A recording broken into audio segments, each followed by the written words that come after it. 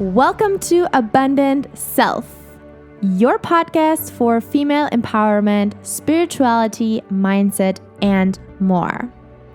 I'm your host, Jules, entrepreneur, coach, personal development seeker, and your number one cheerleader on this mission to guide you today becoming your most abundant self. Are you ready to unleash your inner goddess? Let's get into it.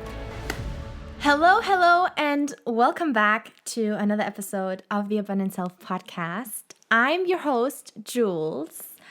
I don't really know how to introduce myself at that point. I think I said that before, but it's honestly just because I don't know if I should mention that I dropped out of college. I don't know if I should mention that I'm just super into spirituality, personal development, all these things. I don't know if I should mention that I'm now my own business owner, which I think by now you probably all know. But anyway, I'm Jules. I'm super excited that you're here. I'm super excited for this new podcast episode.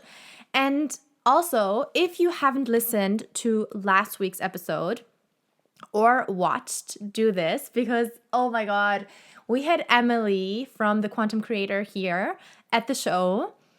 And it was such a good one. It was so powerful. It was so much value that she shared with us about all things EFT tapping, how to really unblock your mind by these, tapping techniques. And yeah, I listened to this episode, I think like 3 times or so, because even myself, like afterwards, after the interview, I just had to listen to it over and over again to get more nuggets out of the conversation. So yeah, if you haven't yet, listen to that one. And otherwise, we're going to go straight in for today. I have, I don't know if you can tell, like I have a little bit of a cold, I think, or something is coming. At least I have a hard time speaking. So we just see how that goes. But I have a book recommendation for you, or at least let's say kind of like a topic that I want to discuss with you for you to really audit in your life and like ask you the question or think about that topic that I'm going to share with you. So the book it's in German. I think in English, I'm gonna put the title definitely in the show notes below. I think it's like 5 things that dying people regret or something like that. It's from Bronnie Ware. I hope I say her name right. Bronnie Ware. And I have it in German because my mom, she actually gave it to me to read. Oh my God, so many years ago. You guys, this book, that's why it looks the way how it looks. It has been on my shelf for ages. I would honestly say probably like 4 years or even 5. Oh my God, I feel so ashamed. Sorry, mommy, at this point. For real. Like, she has gave me this book such a long time ago, saying that it's really good, like I should read it. And how do we do things when we get things, especially from parents? We just don't do it, right? Or we just don't read it. And it wasn't until the other day that I had this book again in my hands, or I found it somewhere like in my cupboard, and especially it says insights that will change your life. And so I was like, I'm a life and transformation coach. Like I teach insights and techniques and like processes or practices. Sorry, I wanted to say practices that change lives. So maybe I should really get to read that book. And so I started. You can see probably I'm almost halfway there. Oh my, and it's already, I'm halfway there and it's so good that I thought I really want to touch on a topic of the book that is highlighted very, very big. And it's about, well, first of all, like the book in general, it's of course 5 things that dying people are regretting the most, right? So what is it actually that they're regretting? And what do they wish they would have done or would have not done in their lives?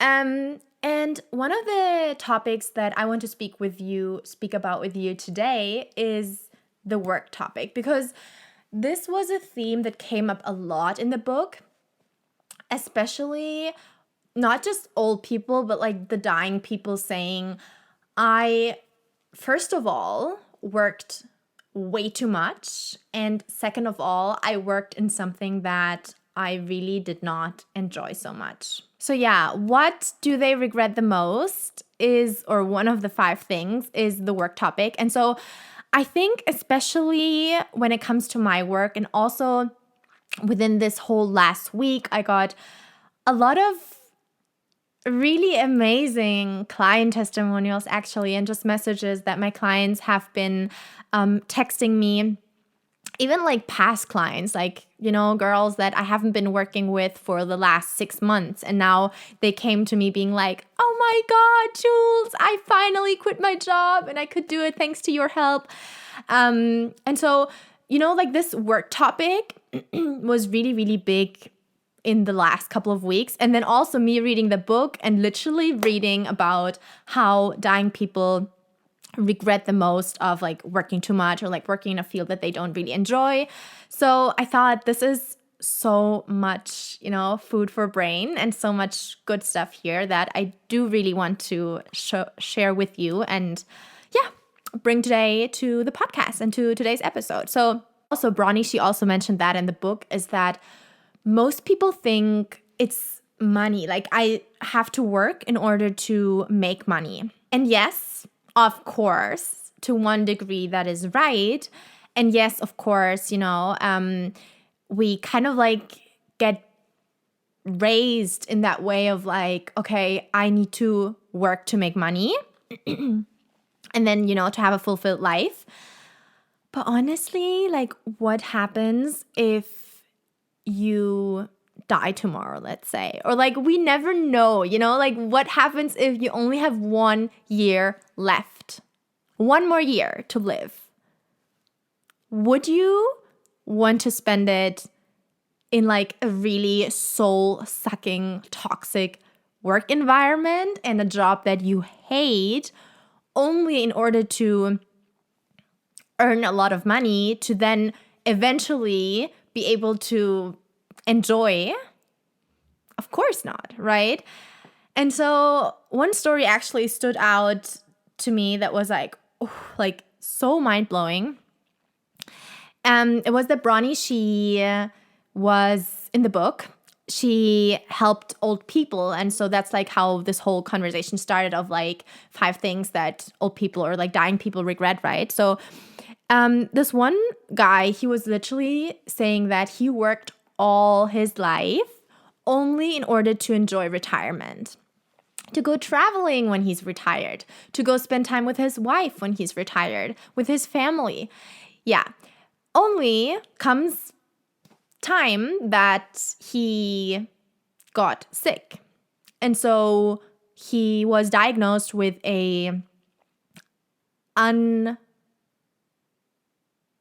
how do you say if you're not, well, it's not curable. I think that's the word in English. I'm not sure. I'm not a native speaking English human being. I hope you don't mind. I guess you can tell my accent. Well, anyway, so it's not, there's no cure for his disease and he's dying. And so he came to that realization of like, what have I done? I've been literally waiting my entire life, working so hard for that moment of retirement when I finally can be free, when I finally can, have overflow, feel abundant, enjoy the money that I made, and then go like spend time with my family or go traveling. Unfortunately, like that never happened because before he could really retire, he got so sick.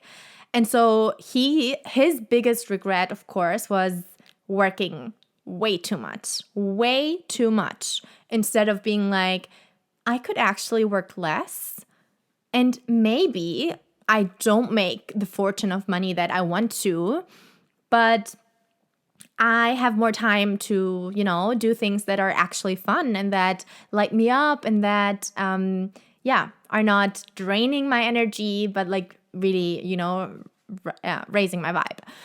So yeah, that was one story that really stood out to me. And I was like, oh my goodness, how many people are out there? And I want us, our generation, to not make the same mistakes, right? And to not like follow these paths. And I guess she does too. Otherwise, she wouldn't have written that book. But yeah, I was thinking like how many people are actually out there right now in the corporate world or whatever, like even if they're their own business owners, their own bosses, right? And business owners, how many people are out there just working in order to make money and then eventually to go enjoy? Like, it doesn't have to be that way, for real. It actually should not be that way.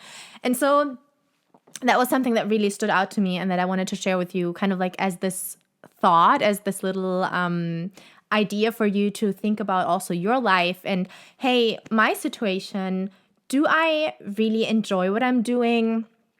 Do I just work in order to make money to then go and, have fun? Or can I actually like integrate some things here and there into my life right now? To not be like scared on a Sunday afternoon and be like, oh my God, tomorrow's Monday. I'm going to go back to my job that I really, really hate. Yeah, honestly, especially I think if you're watching, if you're listening, you are probably around like in your 20s, 30s-ish. I'm in my mid-20s. I don't even want to spend my 20s that way. You know what I mean? Like I think you have to just come to that decision for yourself, or to that, to kind of like the conclusion of what is it that you truly want. Do you really want to spend every single day working so hard for then eventually in like 60 more years be able to enjoy? Like, no, right? So yeah. Another thing that really stood out to me was another story that Bronnie shared in her book about a lady, and she was working in the wrong job. So like something similar than what I just described. But she actually worked so much in the wrong job that she felt like she never could experience like what she really wanted. And so not like what she really wanted in sense of like going traveling, but in sense of like, oh, there could have been projects or business ideas or anything else really that would have made me so much happier and like, so much more passionate about. So here for you right now, if you are working, maybe there's something and you're not very happy about what you're doing right now. Maybe there's something else that is actually super fun for you that you could imagine potentially earn money with. Because again, and that's also what Bronnie mentioned in the book, is that if you really love what you do, if you really have fun and like, are passionate about what you're doing, it doesn't matter what it is, as long as you love what you do every single day, almost to a degree that it doesn't even feel like work anymore, which is like literally my case.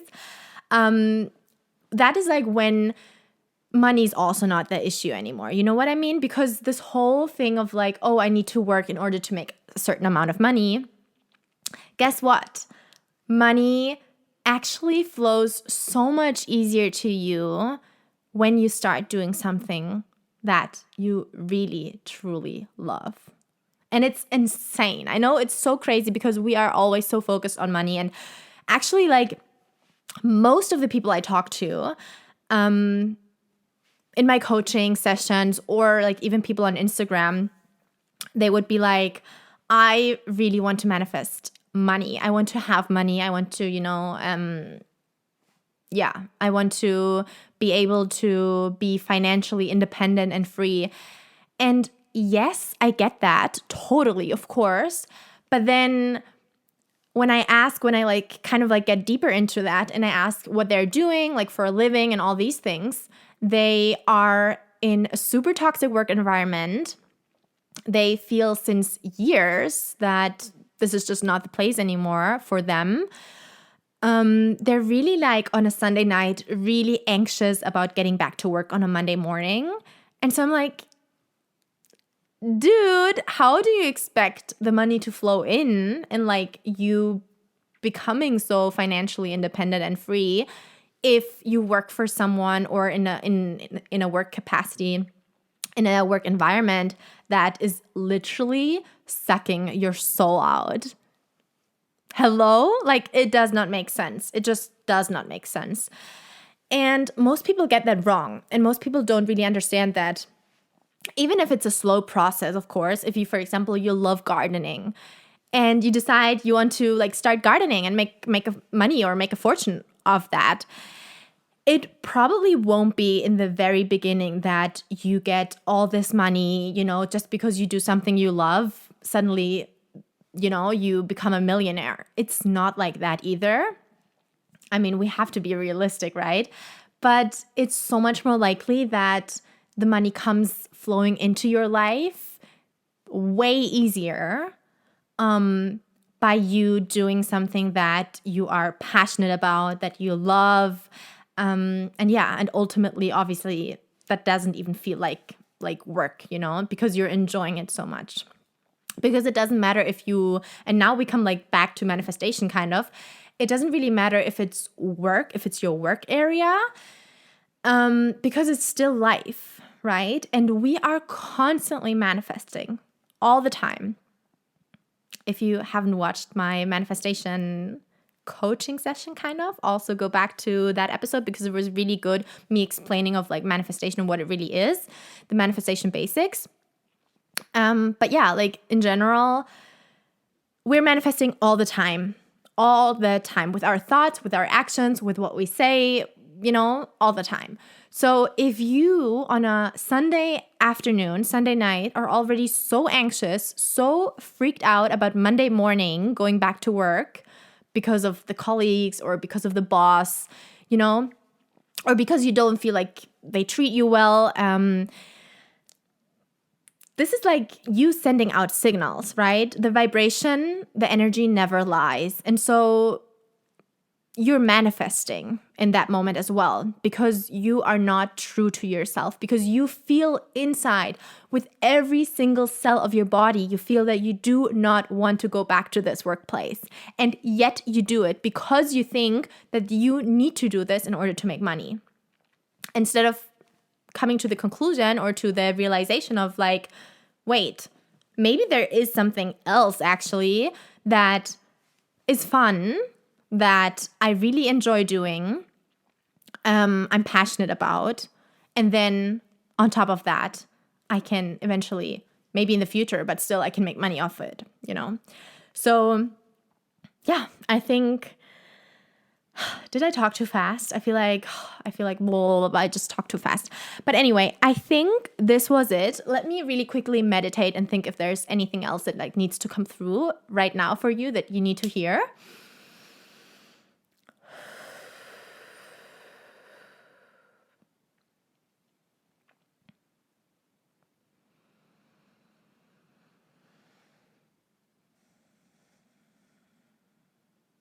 Okay, I'm ready. Life is so short.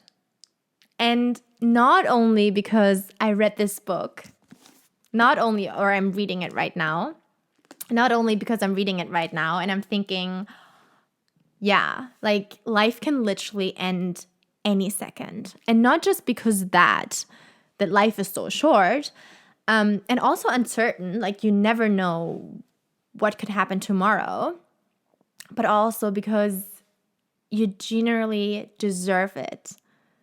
You deserve to feel happy every single day of your life, especially because it's so short, right? Especially because there are these people dying right now, regretting of the things they have not done or regretting of the things they have done too much.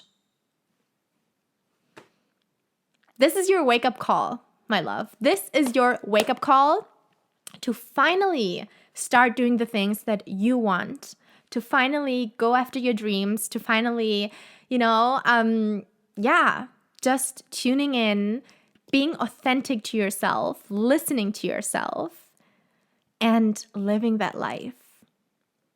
Because we are now, if you are in your 20s, 30s, I don't know, but I'm now in my 20s, and I do not want to spend a single minute more doing something that I do not like or I do not enjoy. You always have the choice, because life is a choice, right? Life is a choice. And that is what had to come through right now. So I hope this episode helped you, supported you, gave you benefit in any way possible. If so, please subscribe, share the show, share with a friend. This would help me so much. I'm really, really grateful from the bottom of my heart for you to be here, for you to listen, for you to watch. And yeah, I just want to tell you that life is precious and so are you. And I see you the next time. Bye. Thank you so much for being here and for listening to another episode of Abundant Self. I'm an independent podcast. It's just me by myself, so it would be highly appreciated for you to either just leave me a quick review or also share this episode with a friend, a family member, whoever could take benefit from what I'm sharing. Lots of love from me to you. I'll see you soon.